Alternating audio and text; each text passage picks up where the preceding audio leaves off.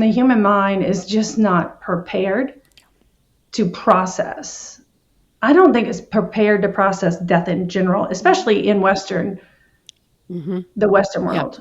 I would agree. Because I see other cultures and I'm jealous that they are allowed freedom of grief and expression. And people don't look at them like they have three heads.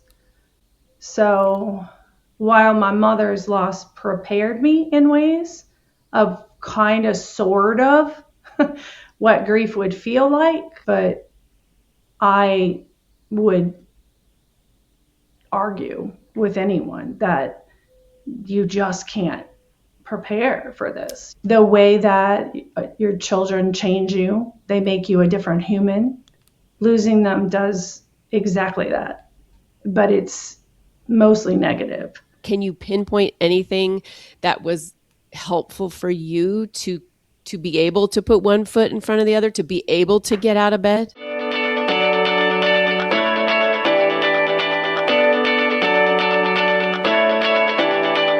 Welcome to Drinks with the Girls, conversations for women over 40 around connection, change, and the power of female friendship. Living well with stories to tell. I'm Karen, and this is Lisa. We are moms and solopreneurs stepping into our own, diving into real conversations about things that matter to women in midlife. We're here to spill the tea on everything that affects women in their 40s and beyond. Topics like loss and grief, changing relationships, launching kids, menopause, and reinventing ourselves in midlife. We are here to tackle it all. Connect with us through a blend of our lived experiences, our friendship, the memory of our moms, plus a collection of real stories, honest conversations, and engaging interviews that will make women over 40 feel seen and remind them that they're not alone on this journey called life. Let's go. Welcome back to another episode of Drinks with the Girls. Today we have a guest I'm so excited for you to hear, listeners. I'm excited for myself based on the past year that I've had. I'm very excited to hear what she has to say. We have Marie Cruz. She is a speaker, an author, a retreat facilitator, and she is a certified grief guide and empowerment coach. And she's also developed a journaling practice, because you know I'm a freak from a journal, called the Nautilus Way, that I want to dive into also. So welcome, Marie. But before we get going, I have to let you know what I'm drinking. And I'm so excited, everybody. Today I am drinking Prosecco because my grandson is on his way. Yay! So hopefully by tomorrow, my grandson, my first grandbaby, will be here. So I'm so excited. Lisa, and what brand of champagne is it for the listeners and the show notes? Well, I actually got this out of my dad's refrigerator when we cleaned his condo out. My dad passed away in February, Marie. It's Mionetto, just this little split guy. M-I-O. All right. Mionetto. Asking for a friend who does the show notes. Mm-hmm. Just saying. What are you drinking? I am drinking an Olipop. Ooh. Crisp apple. They had it for people like me that impulse buy on the way out. So I was doing one of those shops where I just grab drinks on my way out. And I'm like, oh, I'll try this. It's good. For some reason, my ice is not real cold, so it kind of melted really quickly. But yeah, I like it. I'd give it a 6 out of 10. Is that like a seltzer water? It is a probiotic soda that supports digestive health. Prebiotics, botanicals, plant fiber. Nice. Plant-powered microbiome approved. It's probably still like Coca-Cola. Oh, no, they're their own thing. I saw this horrible thing. Well, not horrible, but one of my friends posted how many natural kind of progressive brands have been sucked up by bigger candy brands like Hershey's and Mars and Nestle. I was like, oh my God. So your Luna bar is, I think it's a Hershey bar now. It's kind of nuts. Anyways, Marie, tell us a little bit about yourself and tell us what you're drinking. Well, thank you. First, I want to just thank you both for having the space, because without the space, we can't tell the stories. So I'll tell you about myself. I'll tell you what I'm drinking right now is just some water. And that is just because I was running late. And I normally would have probably some rosé right now. But I just didn't get to it. But that's okay. I'm a little unhinged regardless because of my age. I feel like I'm a little buzzed all the time. So that's fair. Love it. Give the listeners a little idea, who you are, what you do, what you love, just give them a little snippet of you. Well, I am a Southern girl. I'm from New Orleans area, born and raised. And, I love our culture. I love living there, going back there when we're at our beach house a lot. And it's kind of made me who I am. Big family, a lot of fun. We laissez la bon temps relays, really, we live it. And let's see, I have, my story's so broad and big and all the things. So 2 kids, remarried, to really my favorite person here, and just living my life and trying to rise through all the things that just don't quit coming. Yeah, and we're gonna get to that for sure. I feel like also I just kind of came to this realization, I don't know, a while ago, maybe a couple months ago, but the things I feel like once we hit this age, maybe 50s, I feel like the things keep coming faster. Yep.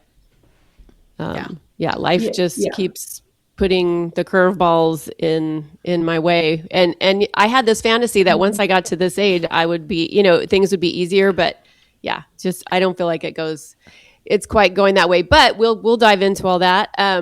Maybe we'll just get going with some of the questions that Lisa and I have. And, sometimes we just end up going right redder. So who knows where this conversation will take us, but that's what makes it fun. Y'all just be my bumper pads and I'll go wherever you want me to go. And I'll pull it back wherever you want. I'm easy. It's all good.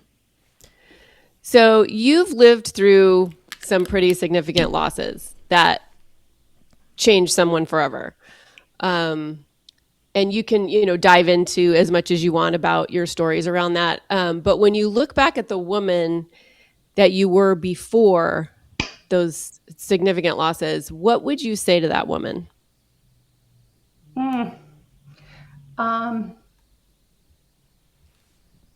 I had to answer this recently, which is where this emotion came from. I would say that you're going to make it. And a lot of it's going to suck. And you're still going to make it. Yeah. And I'd probably cheer her on a whole lot more than I ever did. I'd encourage her to write down the things that she's already done and accomplished and lived through and survived.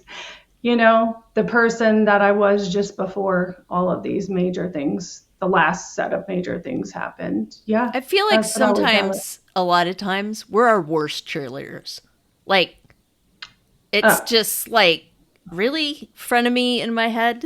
Like, it is the thing that the journaling process targets because it is the thing that heals us. The broken, we're not broken, right? But the broken part of us, the thing that if we're going to call something broken, it's just the way we see ourselves. Mm-hmm. It's not me that's broken. It's the way I viewed myself and the story I told about myself within what was happening around and to me. The word that popped in my mind was shattered. Because I agree. It's like we're not broken. There's nothing wrong with us. But when big things, life things happen that knock us on our ass, I feel shattered.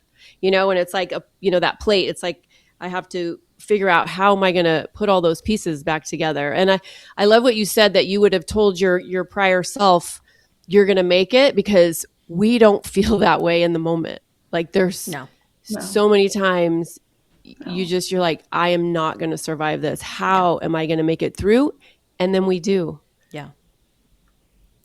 So maybe you could share a bit, whatever you're comfortable with sharing, just about your story, so listeners can kind of tell how you got to this place. Again, nothing that you're not comfortable sharing, but I do think it would help. I wrote a whole novel about it. Alrighty, there are very then. few secrets in my life. Alrighty, then. Maybe shorten it slightly than the novel, but hey.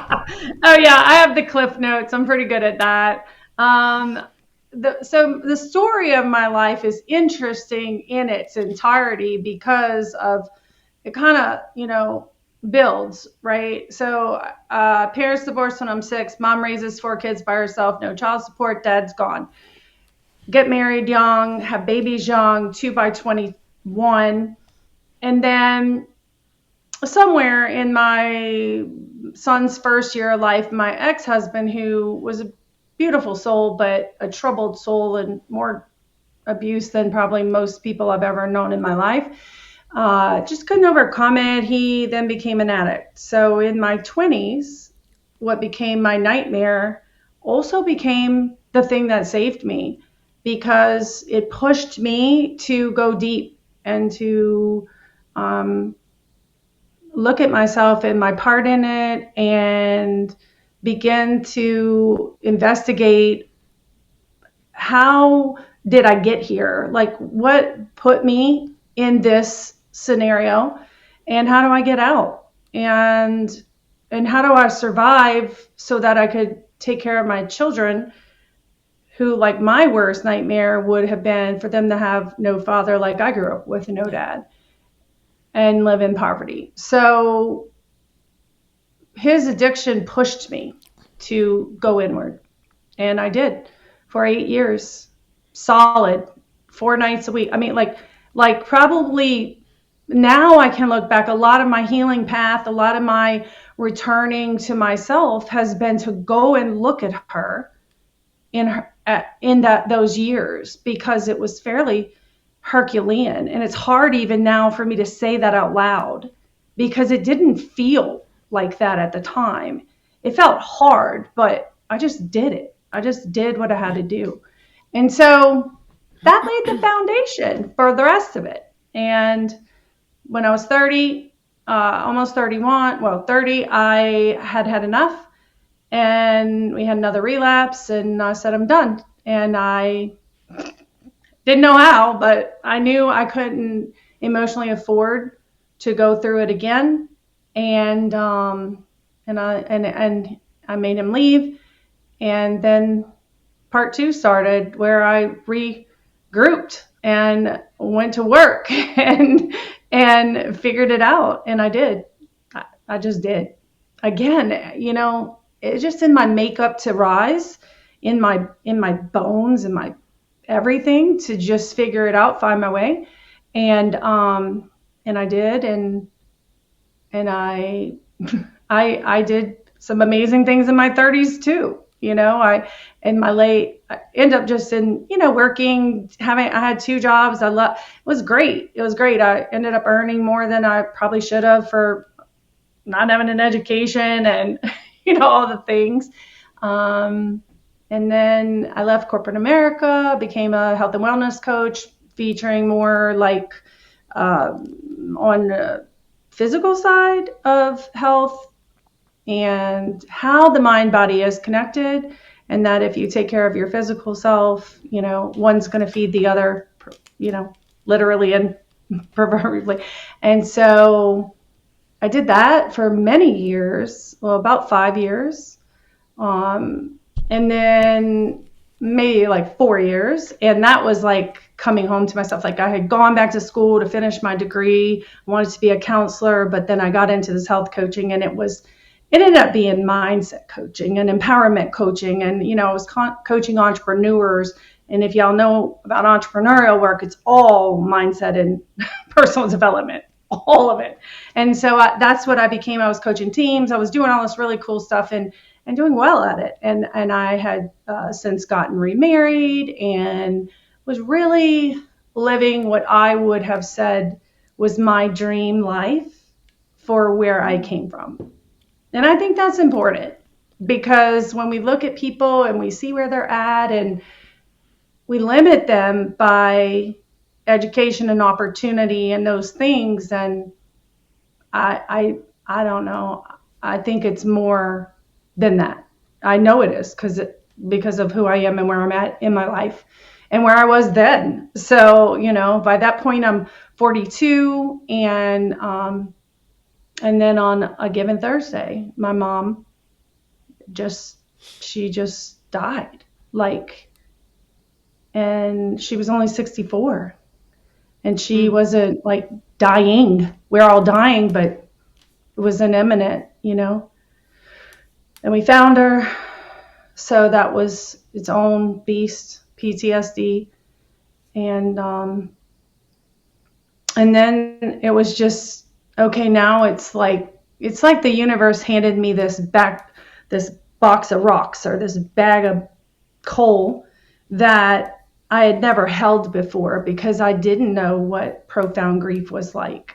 I didn't know what sudden, close death was like. People had died around me in my life, but nobody really close in my inner circle, and not like that. And so it was this whole new paradigm that I'm in deep. I'm the one who's making the phone calls. I'm doing all the things. And besides the PTSD of like the impermanence of life, that was my first taste of it. So now nothing was safe around me. I would wake up and look over and see if my husband was breathing. And it was very involuntary. It was classic PTSD stuff, And then, so I navigated that, and I probably had my first brush with depression. I had been anxious my whole life, but I had this little brush with depression, and because of my background, I knew what it was. And so I just started taking some natural stuff to pull myself up out of this little hole I was in. Didn't get that bad. And then at some point, probably within a year, I remember thinking, oh, I feel more myself. I felt like I could recognize who I was. I could get my feet back under me. I could really start building my business again, which is really my deep passion, And so, yeah, that I was 42, and then my son was 22. So 2 years later, 20 months, not 2 years later. I was just thinking about it earlier. It was like 19 months. He was 22. He was living back with us, doing really well. And, just all of a sudden, he took his own life. My mom hadn't done that, but he did. And we came home and found him. And I think I thought I knew when I lost my mom. I did. I knew more. I was more exposed. I was more devastated than I had ever been with grief. But I did know, because that was just this other, the human mind. I say this all the time. The human mind is just not prepared to process. I don't think it's prepared to process death in general, especially in the Western world. Yeah, I would agree. Because I see other cultures, and I'm jealous that they are allowed freedom of grief and expression, and people don't look at them like they have three heads. So while my mother's loss prepared me in ways of kind of sort of what grief would feel like, that it wasn't linear. I didn't expect that if I had a good day or an hour that I would have another one. I knew from losing her that that's how it would go. So I wasn't broadsided like that. It had prepared me in some ways, but I would argue with anyone that you just can't prepare for this. There's no comparison other than your reference to other losses. That is just and that's not to say that if when the only person big close to me was my mother, it was enormous. It was so huge that I thought, oh my gosh, like this is the worst. However, I would say no. And that's not to quantify or compare, none of those things, but my description of my loss for those people who've had children, the way that your children change you, they make you a different human. Losing them does exactly that, but it's mostly negative. So there's some that I could pull from it, that I have allowed myself to receive and learn and grow. But by and large, it's a loss versus a gift. My name is Karen Shatafian, and I am a shameless coffee addict and empowerment coach for women, and my love language is authenticity. My mission is helping women unapologetically design a life they're in love with. Because what the hell are we waiting for? My website, KarenShatafian.com, has all my coaching packages and free offers like my midlife reclamation guide. In it, you'll find tools to help you decide how to create the most inspired and empowered version of yourself and your life. You can find me on Facebook and Instagram talking about ways women can show up for themselves after decades of showing up for everyone else. Join me as we throw off the shackles and live our best freaking lives. See the show notes for all the details. Cheers. And that started a whole new layer and level and discovery of strength and fortitude and mind ability and capacity to take this, what most people would call insurmountable grief, and metabolize it, or in some spiritual worlds they would call it alchemize it or whatever. I would just say survive it, and in that have a quest to live anyway, and a decision. So yeah, that's the Marie story without all the fun things that were embedded in between and through, Yeah. I had two of my dearest friends over the past 2 years. It's almost been 2 years, and they both lost their sons, who were in their late 20s, within like almost a year of each other. And we were in the same, friend group. There was like 8 of us, and watching them go through that, losing their sons. I mean, I call it for myself like grief adjacent, because we all our kids were in preschool together. So I watched these young men grow up, and my girlfriends and I, we became moms together. We learned how to mom together. And honestly, it's like, I don't know how you do that. I don't know how you get through that. And but I've watched them do it. Like, I've watched them, and I think basically they just put one foot in front of the other. Some days, no. Some days they didn't get out of fucking bed, and no, I mean, of course, absolutely. Yeah. Right. But like, can you pinpoint, and maybe there's not one right thing, but can you pinpoint anything that was helpful for you to be able to put one foot in front of the other, to be able to get out of bed after those huge losses? What I believe and what I've seen, what I've now, after working with a lot of moms who've lost children over these years, is that who we are when we lose them, by and large, dictates who we are through it. So unless you do some major work. So for instance, I had done a lot of my healing work through my 20s and 30s and in halfway through my 40s, because I was 44 when he passed. So because I understood the power of the mind and the power of our decisions and our intentions, I feel like I probably was ahead of the game for processing. Not that I didn't hurt like everybody else. I had the wherewithal to not allow my mind to make it worse. And that, to somebody who's lost a child, is going to be like, how could it be worse? Well, it could be, because of what you tell yourself about yourself in it. And so I understood that instantly. I understood that night when we found him. I understood what to do and not do.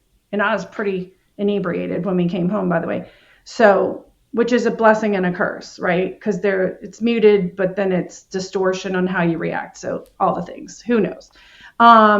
It just is how it fell out. But even on scene, I was mentally able to make some decisions for myself that I may not have had I not understood the power of suggestion and moment by moment what I was seeing and what I was saying about it.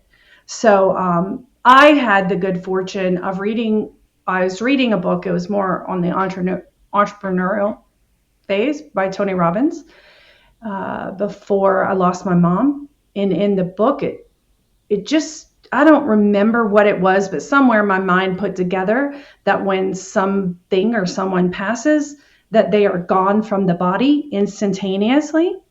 So when we found my mom, I was able instantly to just be like, she's not there. It didn't happen that way with my son Quentin, but it happened enough that I didn't go and make it worse for myself experientially. And I fortunately had that choice. It's very convoluted what happened that night, but I was able to not go put myself in a position that would have tainted my vision even more. And so to answer your question, maybe I always feel like I'm kind of going around because it's so broad of a topic, but it's understanding the power that we all have. By the way, some of us, it's just like a skill we haven't learned yet. It's not that if you lose a child or lose anybody and you don't have these skills, it's not that you're better or worse. It's just a skill that you haven't honed yet. And because of that, I feel like I was able to talk myself through. I was already in deep repair of my internal dialogue, of digging deep for compassion for myself. And so instead of going down the massive guilt road that one does and can do, and there was some of that with suicide for sure, I was able to be kinder to myself, and because I had done all that work, I could already see what I had done for him. Those were the things that saved me. My journal, I already had that in place, and I've watched women put it in place after the fact and it be their safe space, because the isolation is the secondary loss when you lose a child. The bare isolation, you are the only person on the planet. I am the only person on this planet who was his mother, period. It doesn't even matter if there's another mother who lost their child. No one was his mother. You know, when we lost our mom, I had 3 siblings, and we all lost our mom. And we all had a different relationship with our mom, but we were in this together. And it was isolating. So the journal could be your best friend, your safe space. You could curse all the people out in your journal. You could curse society's rules and regulations, all of it, because you see what a mess it all is in those moments. So I think if I had to pick one specific thing that I did right away was whether I was okay or not, I would just whisper to myself. And I think it was just some wild instinctual something, but I would just whisper to myself. I would say, you're okay, you're okay. And then when I wasn't okay, when I literally couldn't breathe, I'd be like, I'm not okay, but I'm going to be. I'm going to be. I don't know how, I'm going to be. And I would just over and over and over, because my drive to be okay was bigger than this pain. And for me, in my life, I had honed that skill really well. You're just going to figure out how to be okay. And I believed it. Good for me. I believed it because it saved me. But I also always say, we're all making all of this shit up. All of it. All of it. We're making up where we go. We're making up all of it. And so if we get to make it up, and we do, then why not make up what will make you feel better? Yeah. Mm-hmm. So it sounds like, and I could be making assumptions, so feel free to rip my head off fine. If I am. It sounds like you didn't spend a lot of time in the, I don't know if I'm going to come back from this place, and fairly, I don't want to say immediately, but fairly shortly, relative to the unthinkable just happening, you were able to start in the direction of rising and rebuilding and figuring out to heal, or figuring out you wanted to heal, at least like committing to that piece and knowing it was possible. Do you feel like you talked about the fact that you'd done a lot of work on yourself and your mom was kind of your first doorway into that place? Do you feel like all of those things maybe didn't prepare you for this, but at least gave you some kind of a path that you knew was a positive one to kind of start in that direction? What I would say I did initially was decide. Like, if I could gift someone something, I would say that your decision of who you will be through this, what you tell yourself on a regular basis, is going to dictate how this goes. I see it because I get moms here who 2 years in have been telling themselves the wrong things. And I don't want to say wrong, because I never want to criticize somebody's journey. I see them, they want to survive. They want to rise. They want to make it. They want to figure it out. And they just keep telling themselves they can't, or they won't, or they just don't have a belief, a base somewhere that says I can get through anything. Often they want to for their other children. I don't know. I wanted to for my life. I just wanted to be okay. But if the base isn't there, if you don't believe that you can, it's just right. If you believe you can or you believe you can't, you're right. And so that's the thing. I wouldn't tell you there was any level of rebuilding, just so we're clear on words. There's no rebuilding in the first, however long it takes you. I mean, I was functioning and breathing and surviving for a long time, because you're navigating the world like with a lens now that nothing you ever do again in this whole life goes the same. Nothing. You can't go to the grocery store because their things are there. You can't have a memory because they're not here. Like, everything's tainted. So at first, it's just, you just have to decide that you want to survive and you want to find your way back to some modicum of life that isn't misery. And I think in the beginning, that's I don't want to say that's all it takes, because that is mountainous. Is that even a word? Monumental. That's the word. It's like you're staring at Mount Everest and you're like, I got to get to the top, because if I don't get up there, I'm going to stay down in the hole forever. It's going to swallow me. And then for me, it was, I'm going to lose everybody else too. I'm going to lose them all. That's how big the abyss is. If I let it swallow me, I'm going to lose them all. And I had a lot of things that I wasn't willing to lose. And I had zero idea of how I was going to do this. None. I remember for me, and I've talked about this before, when I lost my mom, like I was prepared for the sadness. I was prepared for that piece. Like that made sense to me. But what I was not prepared for was just this complete fog and disorientation, and just feeling like you're hearing things through like a bunch of muffled waves for quite a bit afterwards. I was not prepared for that. And that really knocked me for six, because it was like, I knew that, grieving her and being sad was going to be hard enough. That piece added onto it, I was not prepared for. And I think that was almost harder than the grief itself. It's not separate from the grief, but you really know that when you're going through it, if that makes sense.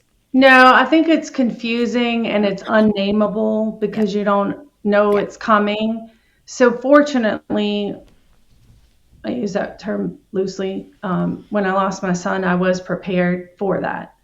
I also think that I was also more compassionate and gentle with myself when I lost him, because of the work I had already done. I understood that if I was going to survive, I was going to have to give myself the grace and the space to process this in my timing, in my way, the way I wanted. And believe me, many of the people around me, some of them are not around me anymore, but many of them wanted me to do it their way because it made them comfortable. And I just refused. I was like, this is mine.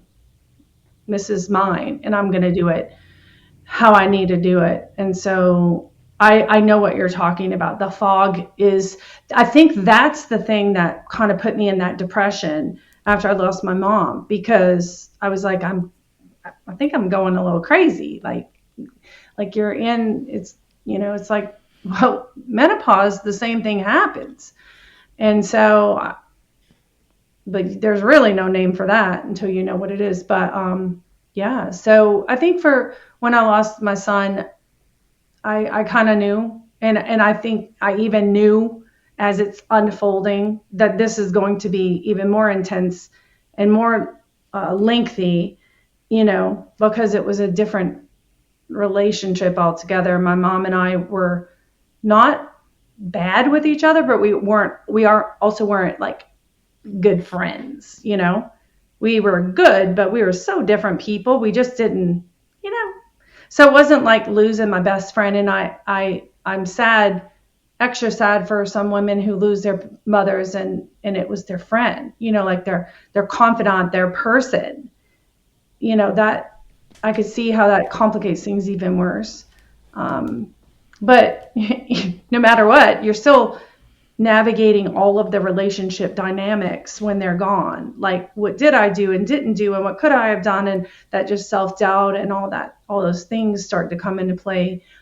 I mean, for those of us who are self-reflective, I'm sure there's people that don't do those things.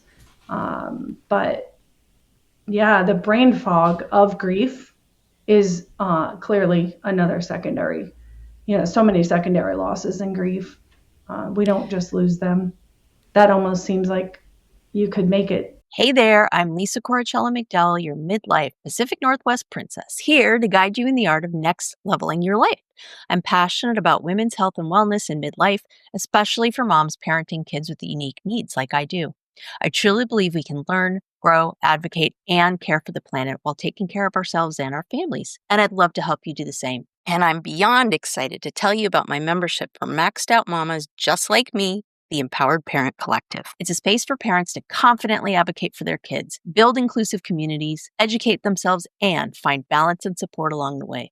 To find out more about the Empowered Parent Collective, my classes, wellness offerings, parenting tips, advocacy resources, and exclusive Drinks with the Girls goodies, head to nextlevellifewithlisa.com. Let's survive and thrive in the messy middle together. I was 26 when my mom died, and yeah, that fog and just that space of like, decision making and just all of it. Who am I? I don't know who I am. And I think it's hard for us going through it, or people going through grief, but also people around us. Like I can remember, I was with my ex-husband at the time, and, it's like, oh, hey, it's a Friday night. We're getting off work. Oh, hey, we're going to go out to dinner with so-and-so. Okay, sounds great. And then 2 hours later, I'm sobbing on the bed and I'm like, I don't want to go, and he's like, what is happening?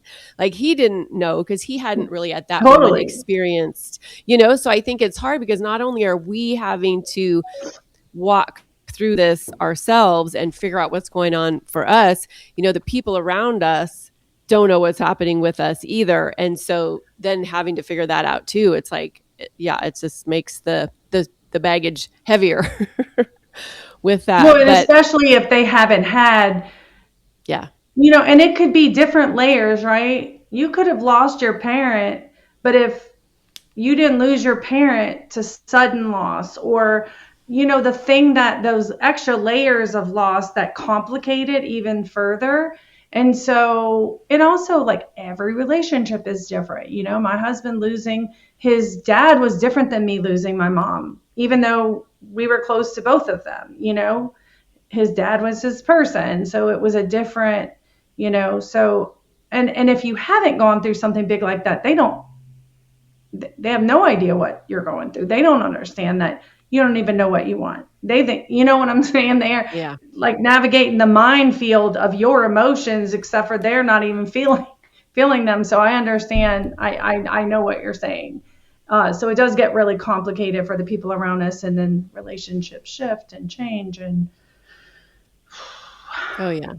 And I know too, when my girlfriends both lost, their children, I didn't know, I messed it up. I mean, I messed it up. Like I didn't get it right as the person trying, to support them. And, that's a wild place to be in too, because it's like, oh my gosh, I want to just support my sisters, support them. And, these young men that I watched grow up, and then still I'm like, blah, blah, blah, blah, fumbling over what to say, what to do, how, and so I just think it's, and like what you said earlier about how in Western culture, you don't even talk about death. Like you don't even, we're not even allowed to talk about it. And so I just think it's, it makes it hard for everybody, the people going through it and the people trying to support the people going through it. For everybody. Yeah. Yeah. I love that term that you said, just the process of metabolizing grief.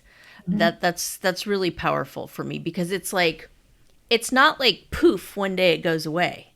Like when you metabolize something, it spreads out into your DNA, but once it's metabolized, you can like get up in the morning and function. You like have a purpose, you can like function, but it never leaves you, right? So I want to make sure that we get to this big piece that we haven't talked about, because I think that you found a tool that helped you metabolize this. And I feel like that would be something really important to share with the listeners. So do you want to talk a little bit about that piece?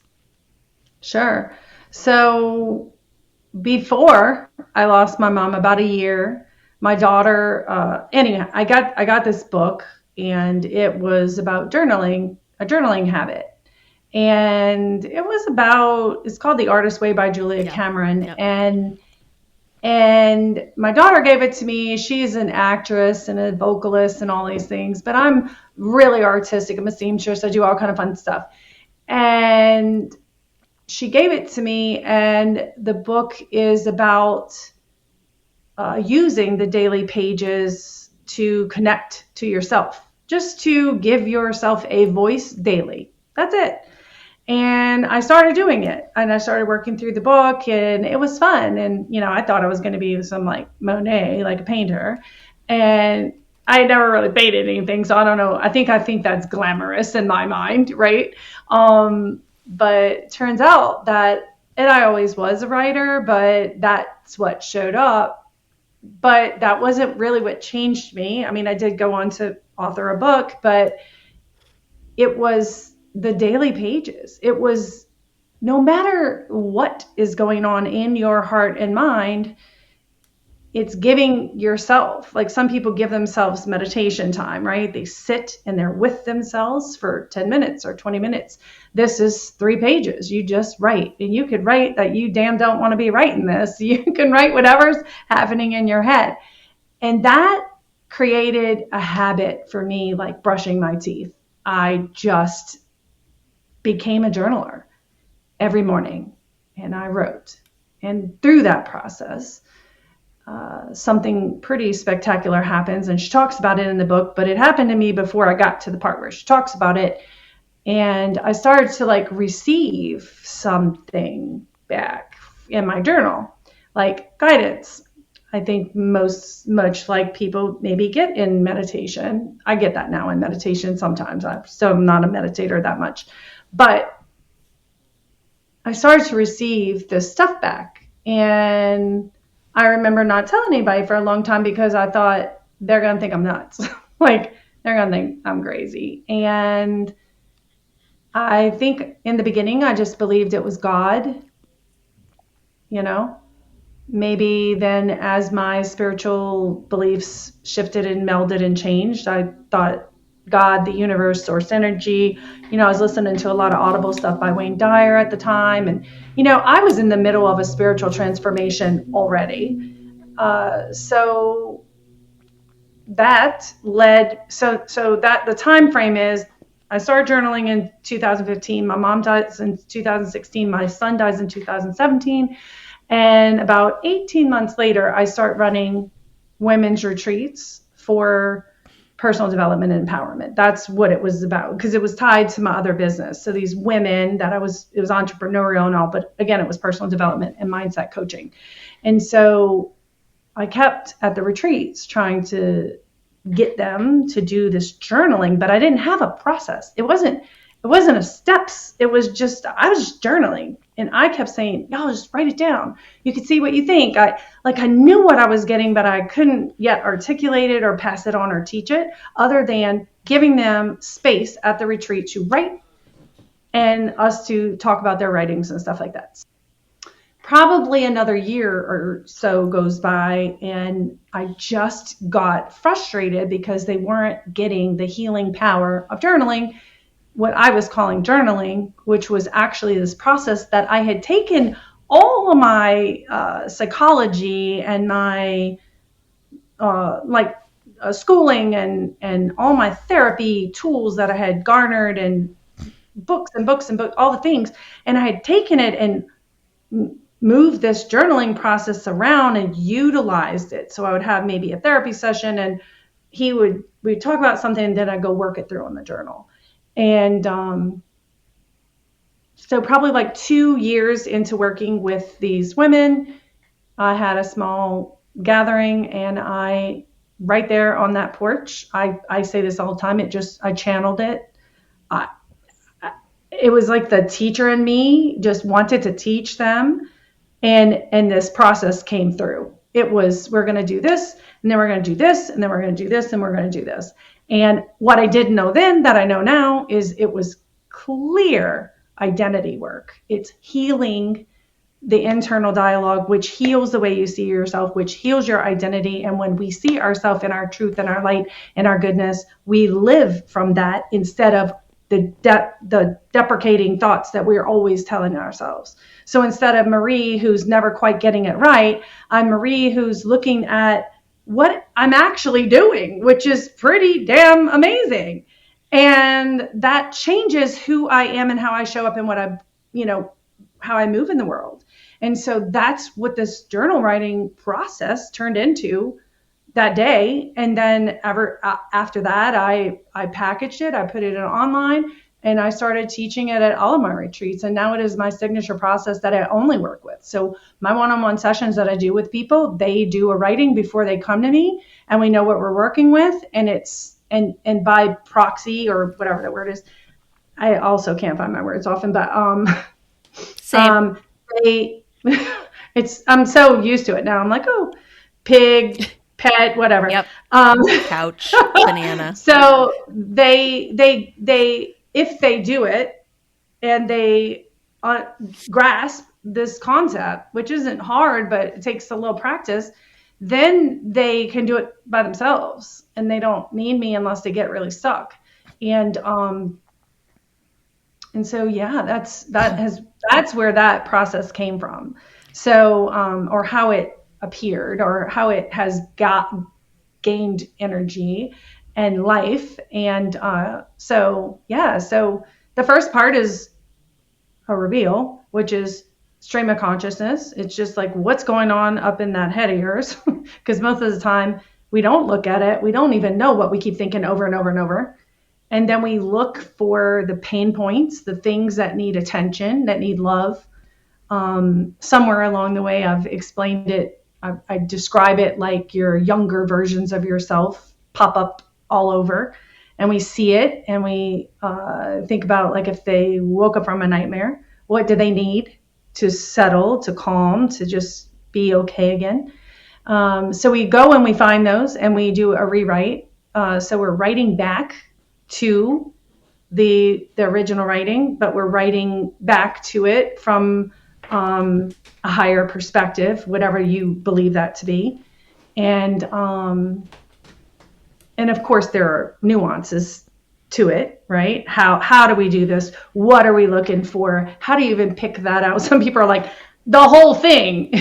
Like, I have to highlight the whole thing, you know? And then the rewiring comes as we practice again and again and again, because two things happen. The original, the first part, becomes repetitive. The same things show up. So the rewrite becomes repetitive in the healing piece, the medicine, the compassion and the love for who we are as human beings becomes repetitive. And the more repetitive, the more ingrained, the more neural pathways we switch and we heal, right? And then, or we create new neural pathways.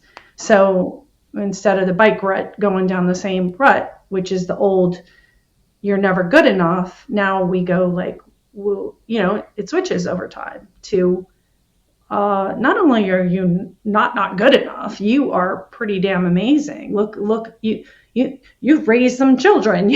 You managed to stay married for 20 years or whatever, or whatever we've done in our life. And for some people, it's not dynamic, right? It doesn't matter. It's just seeing yourself in a clear light, and then you rewire. So it's the reveal, the review, the rewrite, and the rewire. And I've watched people who do this repeatedly over and over and over, and they change the fabric of who they are. I'm still kind of baffled. Like, I'm really doing this work, you know, like, okay, you know, so I'm changing lives over here. This is so funny, you know, because right. This kind of mirrors the process that Karen and I went through, and when I was a coaching client of hers, and she would just be like, you know, journal. And I'm like, okay.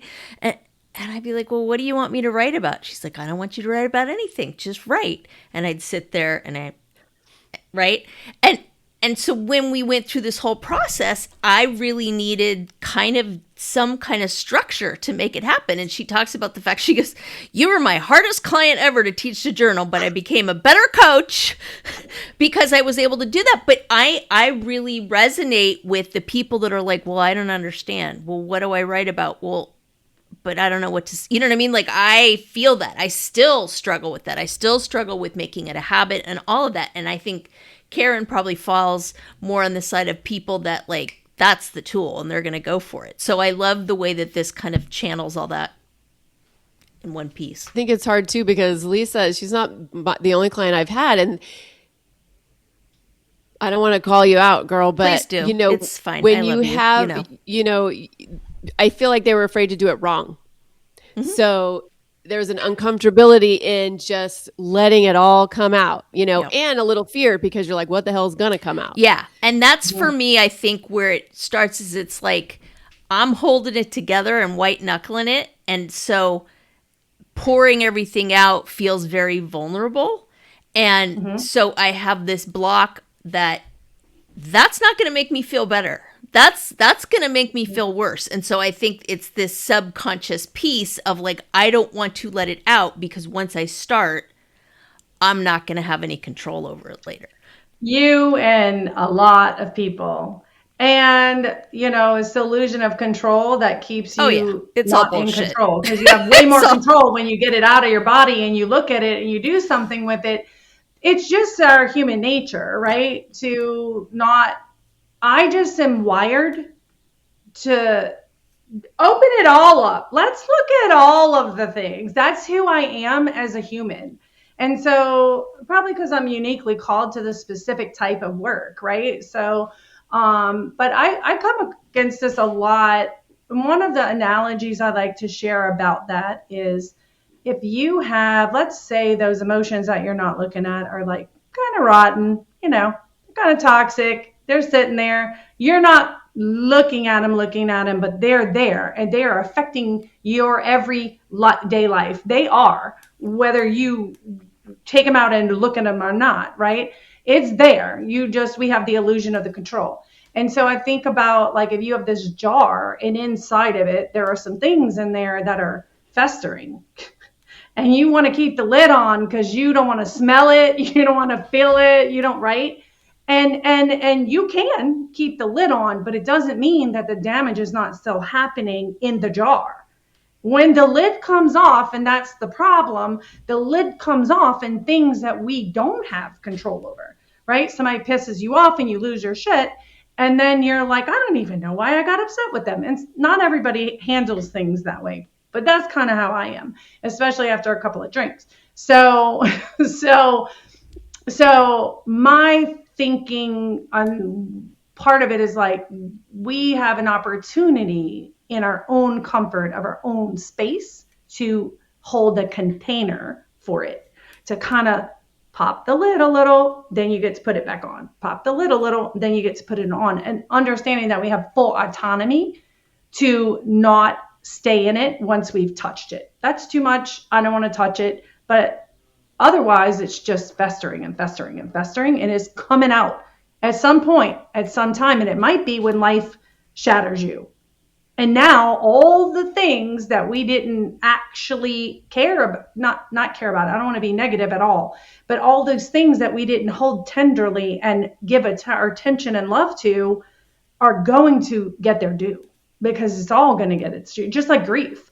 I see this all the time, and I could have, because this is my personality, I could have just got back in my work and worked and worked and worked and worked and been like, that's over there. I'm okay. I'm okay. I'm okay. I'm okay.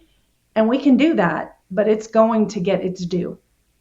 Emotions have their own, it is energy in motion, and it has its own life, and it's going to get what it needs one way or the other. So I feel like I have more control in getting to decide how I manage that than not. And once I got this journaling process in place, I could go and sit and write 14 pages to my husband and manage all of the stuff that's really not about him before I go and have the conversation, with him. I don't always do that, by the way. It's good in theory. Okay, quick pause. Have we talked about the Pod Squad lately? Oh, the Pod Squad. You mean our email list /VIP lounge /digital wine club? Exactly. So listeners, if you're not on it yet, you're basically making life harder for yourself when it comes to podcasts. Like trying to scroll for show notes while speed walking on a treadmill. Wait, what was that link again? Oh, no. Grab the side rails. Or pulling up that book we mentioned while you're in the Starbucks line and then realizing everybody else moved up 3 cars and now you're that woman. We've all been there. That's why we made the Pod Squad. You'll get new episode alerts every week with direct links. Easy to listen, easy to share.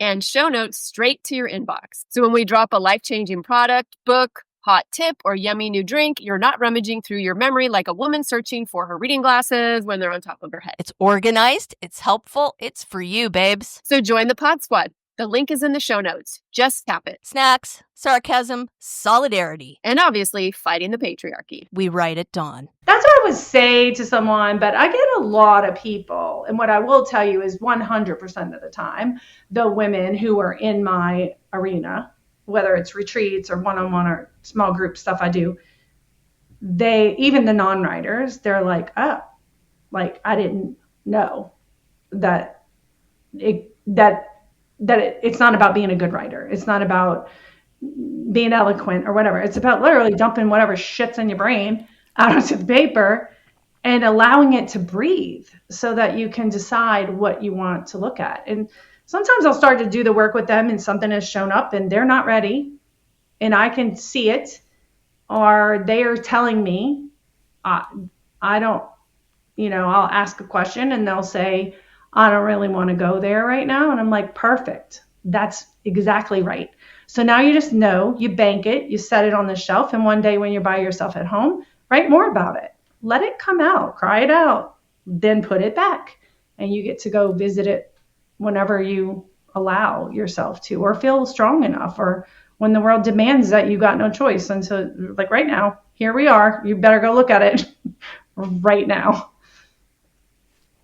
I'm a huge fan of therapy. And I think that, journaling is cheaper than therapy, which is beautiful. It can't replace it 100%, but I think that the therapy journaling 1-2 punch is a pretty efficient way of working through stuff, learning more about yourself. You can talk to your therapist all day long, right? And you can just talk about the problems, talk about your feelings, talk about this, that, and the other.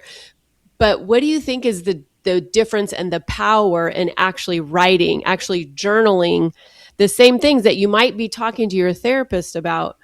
But how is it that it can be more powerful in writing sometimes? Does that make sense? Yes. And my answer is probably going to be a little convoluted like my brain. Love it. I'm following it. I love my brain now, so I'm just going with it. Here's what I think. I have people come to me and they are journalers, but they're not getting anywhere in their journals. And so what I've done, and I'm not saying, I want to be really clear that I don't think my way is the only way. Clearly, people are doing life 100 million other ways. However, the value in the privacy of it, in the way, what I have uniquely done is put a piece in it that ensures that we finish, let's call it a session with ourselves. I never get up from my journal. Matter of fact, half the time I don't want to get up from my journal because I have learned to give myself what I need so much that I'm like, oh, now I got to go make decisions. I got to go talk to people, So I think the difference can be that and I'm a fan of therapy, 100%. I think the difference for me was that my therapist could give me a taste of what he saw in me, or empowerment or something.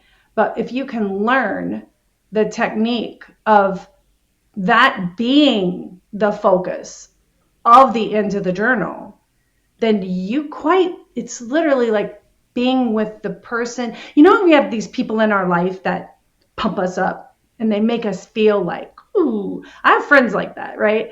But they got lives and children and things like that. Well, when I become that for myself on the page, then I get that anytime I need it or want it. And that is what truly rewires and resets the nervous system. It's getting what you need when you need it. That is what calms your nervous system, right? We want to control things because our insides are all jazzed up. We want we want our husbands or our people to be these things, but the only reason we think we need those from other people is because we still aren't giving it to ourselves. And then when you do, and then my husband does something, notices something, whatever, that I used to need, like breath, I needed it. Now it's lanyap. That's a New Orleans term, which just means extra. It just means a little something on the side. So you can enjoy the things you get out of life instead of needing them to be okay. And so I think that's the difference in the way I teach journaling. I had a niece. I asked her to go through my online program when I was refining it, just to kind of see what did she think, because she was a college graduate. And she said, Aunt Marie, I've been journaling, but I always feel like I'm not getting anywhere with it. And she was like, this is just different. And I was like, yeah, but I only know it because it was happening to me for at least, say, 3.5 years before I was like, why aren't these people getting it? Well, because they were only hearing write it down. They weren't hearing process it through and give yourself what you need. I think if people could leave with one thing, believe one thing, would be that everything they've been looking for, irrelevant of what you believed, is in you. Like you are the one. Byron Katie is amazing, right? She talks about you're the one you've been waiting for. You're the one who's not giving yourself the value you think you need from your mom or your dad or your kids or your spouse or your whatever. Because when you do that, when you realize your own value and your worth and you give it to yourself, all the rest of it, you'll realize that none of that really mattered. Did it matter when you were a kid? Yes, but you're a whole grown-ass adult. Like, did it matter? Did it shape you? Yes, but now you have the ability to reshape who you are, how you move, what you think, what you believe. And that if people could just get that one thing and then find a way to go fetter that out, they'll just be able to set themselves free in a way that they can't even imagine yet is available. It's the most empowering part. It wasn't until I'm sitting in the room with these women in the retreats and in my head is like, oh my God, what if I'm saying the wrong thing? What if they think I'm an imposter? What if I think blah, blah, blah, blah, blah, blah, blah, blah, blah. It wasn't until I started saying to myself, Marie, you know what you're talking about. You know what you're doing. You've already had success. Like they couldn't give me enough feedback to heal that. That was in me.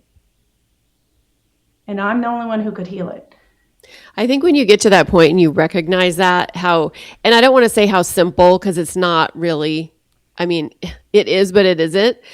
But, you get to this stage in life, I think I was like, it was probably 4 years ago where I realized, well, I don't have to put up with some of this bullshit anymore. And I have the power in my own mind, to pump myself up and tell myself who I am. Like I give with my clients, I tell them, write in your journal, I am.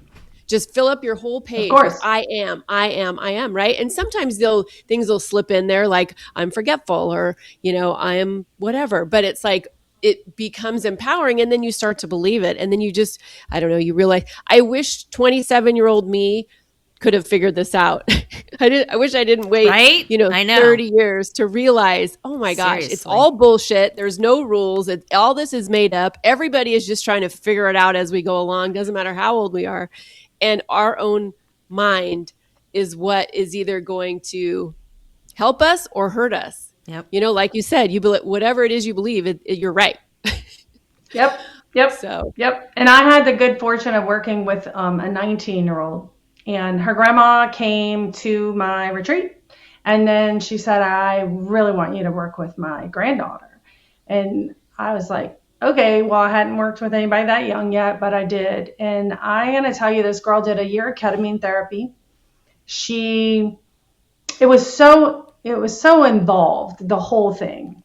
And what it really, the weight of the pressure, the distortion that she was carrying was the view of how her parents saw her. That's it. It's not easy. It is simple. That was what was in her way. And the work therein becomes helping her look at what it is she believes about herself. Where did it come from? Is it true? Questioning, also Byron Katie work. And in 3 months, she said, I feel better than I've ever felt. And this girl suffered with cyclical depression, with, when I say big, big things. And what she did was learn how to love herself. Yep.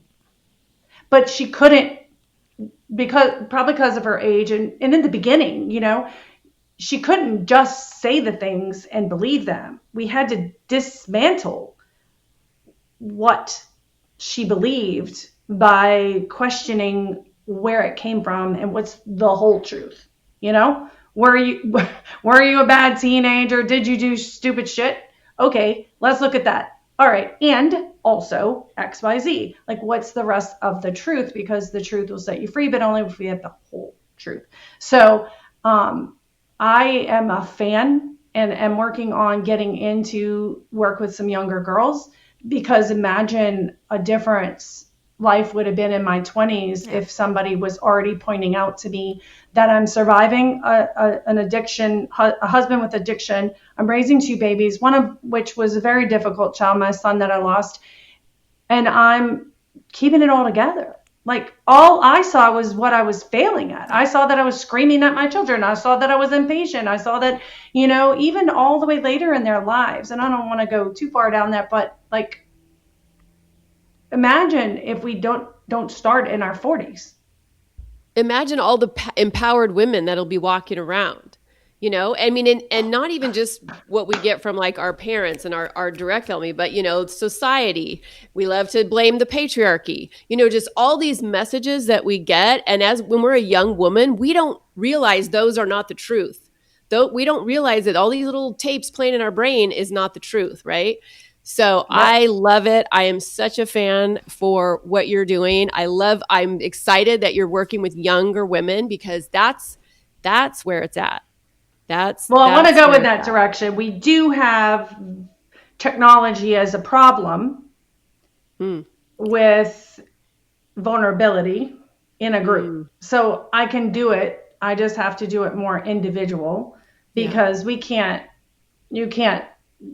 throw a bunch of 50-something year, they're not going to post it on Facebook. Yeah. But younger girls may. So I'm having to work again, looking at some realistic, you think you can trust them and you can, until they steal your boyfriend, and now you can't trust them anymore. This is a problem. So I do believe there's all of us collectively working towards this, but all the older women, I'm older, but all of the women in our age group, like, that are then going to teach, it's still going to have a ripple effect, but if we get in ahead, and we are seeing some of that with this younger generation. But anyway, I just love the work, and that's all I really want to do. And if I just could get somebody to do all this admin stuff, that would be great.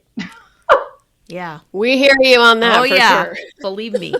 Now, Marie, where can people find you? The easiest place to find me is through my website, which is mariecruz.com, because all my socials are linked there. Facebook is my main platform. I'm doing a lot on TikTok right now. But I do post a lot about my grief and my process and all the things on my Facebook. But my website, I offer a free consultation. If somebody wanted the Journal Jumpstart workshop, which is like a live workshop that I did, that it was the first workshop I did, they can sign up for that for free. Manifesting a session at the first Drinks with the Girls retreat on journaling with Marie Cruz. Oh, we're on it. We're just like, this is going to happen. This is going to happen. Wait, y'all are going to come to the retreat? Is that what you mean? Oh, no. What I mean is, we want to do what you're doing with retreats. We want to have Drinks with the Girls branded retreats, where we bring some of these wonderful women that we've talked about and do a retreat. That's hopefully something that we're going to be manifesting in the future. So. Our first one is a surf retreat in La Jolla, California in 2027. That's what's That's already going to be in the books. That is fun. I think you should go for it. I think when women gather, it's healing. The energy's healing. Whoever's the most, empowered woman there, her energy just empowers the group. I'm clearly a fan. Yes, thank you, Marie, for being here. Everyone, you all have the information you need to reach out to Marie, and we hope you do. For us, join the Pod Squad, reach out, DM us. We'll be very interested to hear some of the listener responses that we get from this, for sure. It's a lot to take in and process. So I'm excited to kind of see that. Well, thank y'all once again for having me, for letting me share my story, talk about my boy, who I miss dearly, and just empower women to go out and find your answers. Go get it, because it's there. And probably my other favorite quote is, when the student is ready, the teacher appears. And that's going to be a book or a podcast or a person or whatever, but it's there for your taking if you will just go find it. Love it. Go get it, listeners. All right, everybody. Cheers.